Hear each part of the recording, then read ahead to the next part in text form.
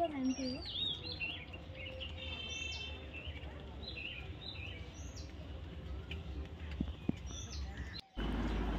Morning, welcome everyone. আমি করুণা আবার একটা নতুন ভিডিও নিয়ে তোমাদের কাছে চলে এসেছি করুণা লাইফস্টাইলে। তো গাইস, তোমরা সবাই কেমন আছো? আশা করছি তোমরা সবাই খুব খুব ভালো আছো। তো আজকে জানো তো ঘর ঝাড়ু থেকে স্টার্ট করে দিলাম, কারণ পাপাই সোনা এখনও ঘুমাচ্ছে। তো সকালে এই টুকটাক কাজগুলো সেরে নিয়ে এসে তারপর ওকে তুলে বিছানাটা পরিষ্কার করব। তো গাইস, তোমরা কেউ স্কিপ না করে আজকের ভিডিওটা দেখতে থাকো। আই হোপ যে আজকের ভিডিওটাও তোমাদের খুব খুব ভালো লাগবে। তো আমি না সামনে যখনই যেটুকু ঝুল পাই ওই ঝাড়ু দিতে গেলেই নিয়ে নিই। আর রাত্রে সন্ধেবেলায় মানে গতকাল রাতেই আমি সব পরিষ্কার করেছিলাম। পরিষ্কার করে নোংরাগুলো না বাইরে ফেলি না আমি, না সন্ধ্যার পরে কোনো ঘরের নোংরা বাইরে ফেলি না। তো এই সাইডে ছিল, তো এখন সকালবেলায় ফেলে দিচ্ছি যে, আর বাকিটা টেবিলের কাছে রেখে দেওয়া আছে। তো প্রথমেই আমরা কি বলতো, প্রথমে কিন্তু প্রথম ঘরের পরিষ্কার পরিচ্ছন্নতার কাজ হচ্ছে মা লক্ষ্মী সব থেকে পছন্দ করে ঘর ঝাড় দিয়ে পরিষ্কার পরিচ্ছন্ন করে রাখা। আর বিছানাটা তুমি দেখবে ঘর পরিষ্কার করে ঝাড়ু দিয়ে সুন্দর করে মুছে নিলে আর বিছানাটা পরিপাট করে নিলে খুব সুন্দর লাগে, খুব ভালো লাগে, দেখবে নিজের মন থেকেই খুব ভালো লাগে। তো তারপরে চলে আসলাম ঘর মুছতে। পাপাই সোনা এখনও ঘুমাচ্ছে, যার কারণে বিছানাটা দেখতে পাচ্ছ, সাইড থেকে দেখতে পাবে। আর আমার ঘরের জিনিস সবসময় এদিক ওদিক থাকে, কিছু করার আমি করতে পারছি না কিছু, আসলে একটা নিলে আর একটা হয়ে যায়, আসলে কি করব বুঝতে পারি না, কি করব বলো। তো এই দেখো লবণ দিয়ে দিচ্ছি 2 চামচ। আমি কিন্তু ঘর মোছার সময় লবণ ব্যবহার করি, বাট শুধু একটা দিন ইউজ করি না, আর সূর্য যদি না ওঠে তাহলেও ইউজ করি না।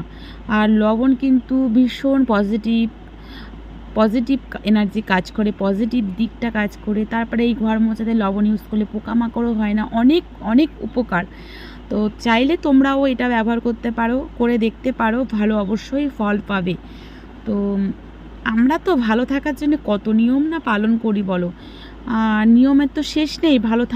ভালো থাকতে চাইলে নিয়ম পালন করতেই হবে, আর সেই নিয়মগুলো পালন করলে দেখবে অবশ্যই ভালো থাকা যায়, যতটা করা যায়। চেষ্টা করি, আমিও চেষ্টা করি। এই যে বড়রা আগে বলতো না যে এটা করা ভালো নয়, ওটা করা ভালো নয়, আসলে সত্যি কথা, তাদের কথা অনুযায়ী কিছু কিছু নিয়ম আছে সত্যি, সেগুলো মেনে চললে সংসারের মঙ্গল। যেমন সকালে যদি তুমি ঘুম থেকে ভোর ভোর উঠতে পারো তাহলে দেখবে কত কাজ এগিয়ে যায়, কিন্তু আমার হয় না, ভীষণ খারাপ লাগে আমার এই কারণে। কারণ আমি আমার এমন টেনশানে জানো তো, রাত্রে তোমরা তো আমার নিজের আপন বন্ধু, তাই তোমাদের বলতে আর দ্বিধাবোধ হয় না। আমি জানো তো রাত ছাড়া টেনশানে ঘুমাতে পারি না, আর ঘুমের ওষুধ খাবো এখনও সে বয়সটাও হয়নি।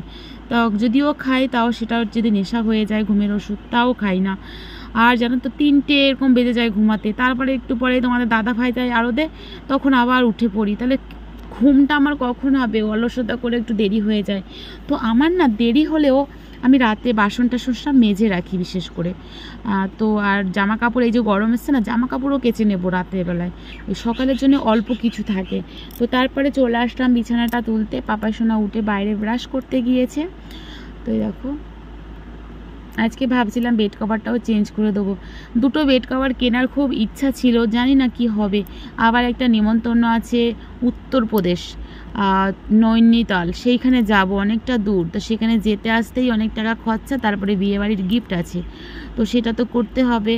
তারপরে আর মাস গেলে তো খরচের শেষ নেই, কারণ পাপাই সোনার স্কুলে পড়ে, সেখানেই চলে যায় অনেকটা টাকা।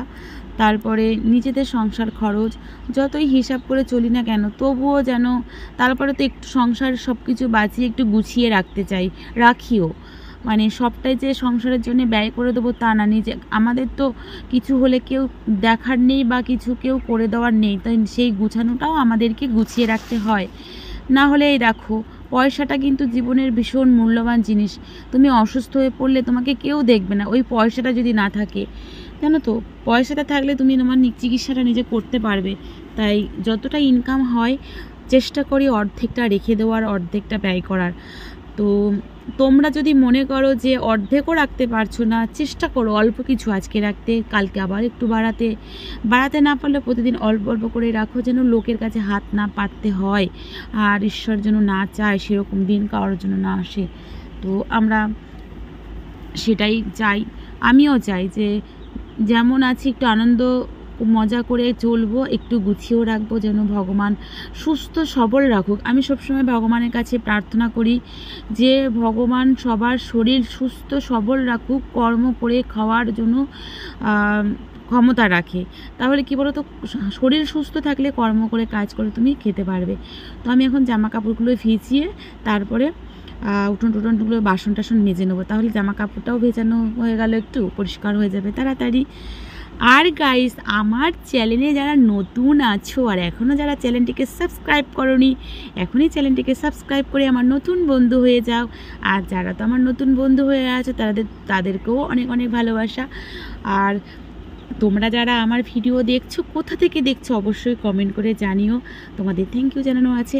আর এখন জানো তো গরম পড়ে গেছে, ফ্যান চলে, ফ্যান তো বন্ধ করা যায় না, আর ভয়েসটাও ভীষণ বাজে হয়। তো ভাবে বিকেলে গিয়ে একটু বাইরে ভয়েস দেবো, তো সেখানেও এত গান চলে, কি করব। এখনও কিন্তু এই রাতে ভয়েস করছি তবুও গান চলছে। তো পাপাই সোনা ব্রাশ করছে আর আমার সামনে দিয়ে ঘোরাঘুরি করছে। আসলে ওরও কেউ নেই, আমাদের যেমন কেউ নেই ওরও কেউ নেই। ও যে কারোর সাথে একটু মিশবে খেলবে সেরকম, মানে কি বলবো। আর এমনিতেই পড়াশোনার এতটা চাপ, আর আগে আমি ছোটোবেলায় তাও মাঠে নিয়ে গিয়ে ওর সাথে খেলতে টেলতে পারতাম, কিন্তু এখন আমার নিজেরই হাত পা এত ব্যথা, তো ঘাড়ে যন্ত্রণা, হাত পা যন্ত্রণা হয়, আমি নিজেই আর পারি না। আর ওর বাবার তো একদমই সময় হয় না, কারণ সকাল বিকাল দুবার কাজে যায়, তারও ঘুম হয় না, সে একটু রেস্ট নিতে চায়।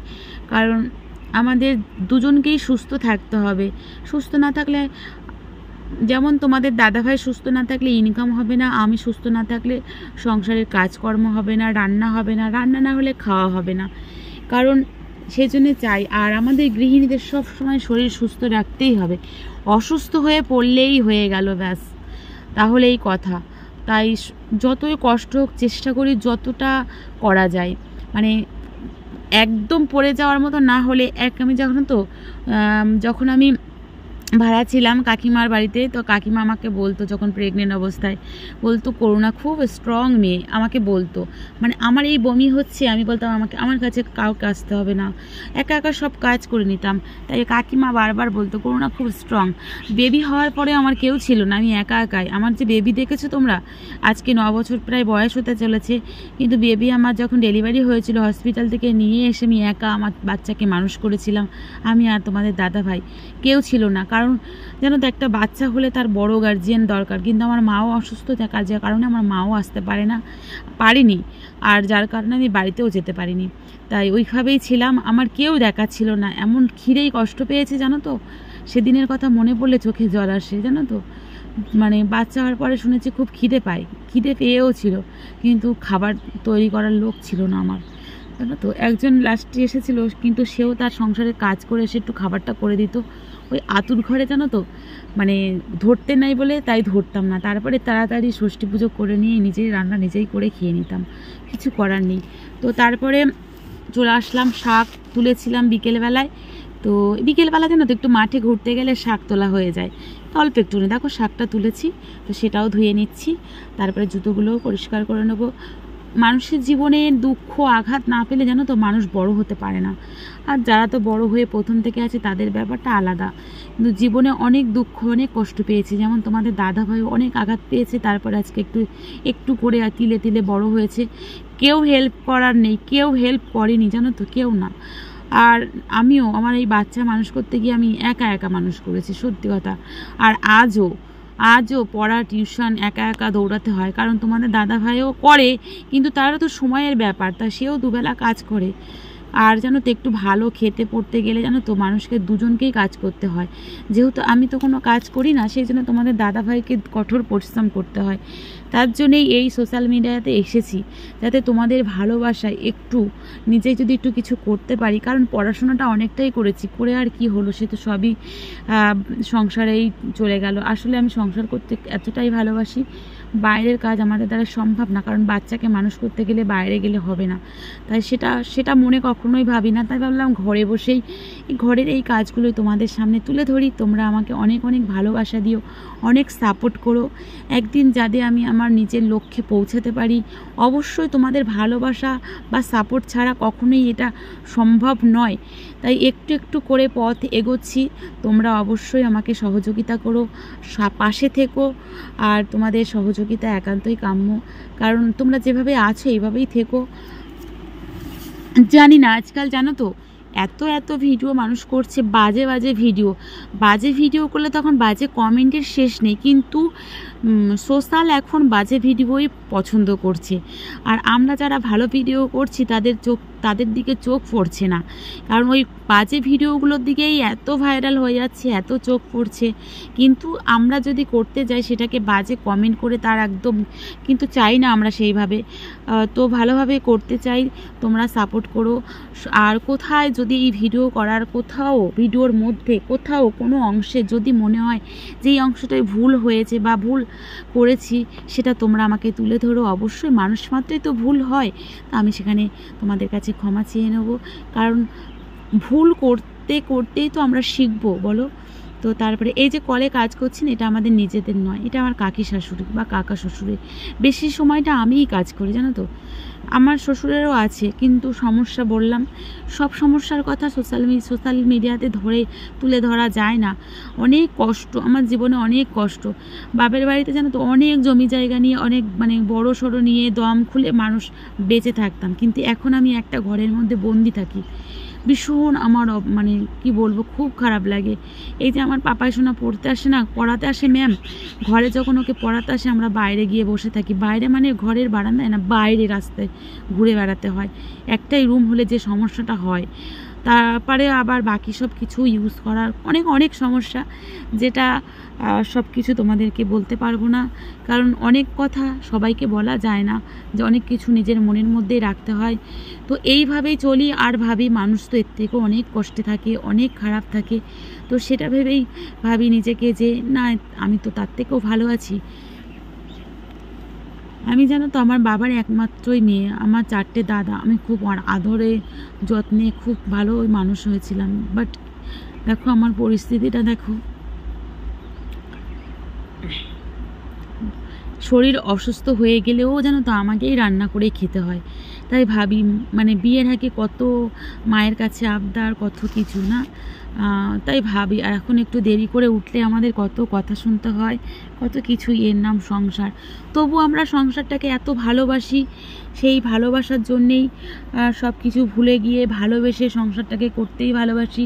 আর সত্যিই আমি সংসারকেই ভালোবাসি, স্বামী সন্তানকে নিয়েই এগিয়ে যেতে চাই, ভালো থাকতে চাই।